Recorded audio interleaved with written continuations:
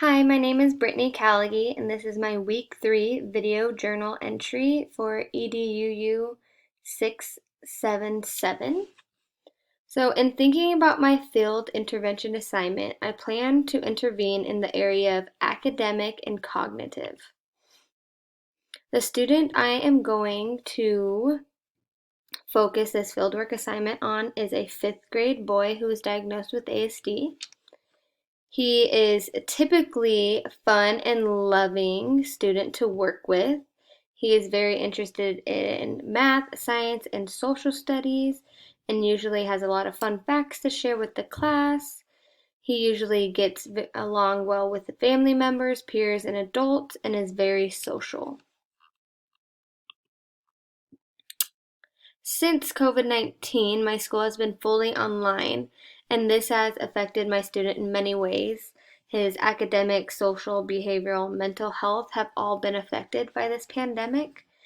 Since being online, I have observed this student getting easily frustrated when reviewing old concepts, getting easily overwhelmed when new concepts are introduced, and displaying lots of negative self-talk. For example, I can't do this, I'm not smart, why can't I understand this?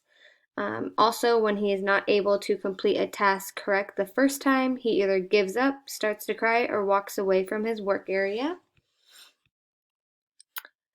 He also has started to require multiple prompts to use his self-calming strategies when getting frustrated, when given individual assignments that I know that he's capable of completing on his own without any help. He simply does not do them, or he needs full support from staff. Parent has mentioned that he also has shown or started to show negative behaviors towards his brother and her. For example, yelling and hitting others. During in-person learning, I did not observe any of the following behaviors that I just described. The evidence-based practice I would like to implement to address the student's needs is cognitive behavioral intervention, CBI for short.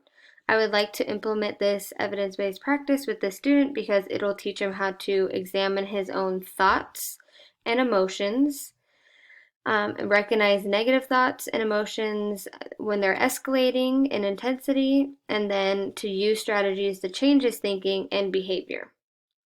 I think this intervention will be effective because it'll help him think about and understand his actions and behaviors. I plan to ensure fidelity of implementation by first making sure my classroom IAs understand what the evidence-based practice is and how it should be implemented. I will explain to them where the student is currently functioning at and what the end goal is. In order for this plan to be successful, all staff members need to be on the same page and know how to best support this student. My IAs and myself will be taking constant data during all observations, so documentation is extremely important. And that concludes my week 3 video journal entry. Thank you.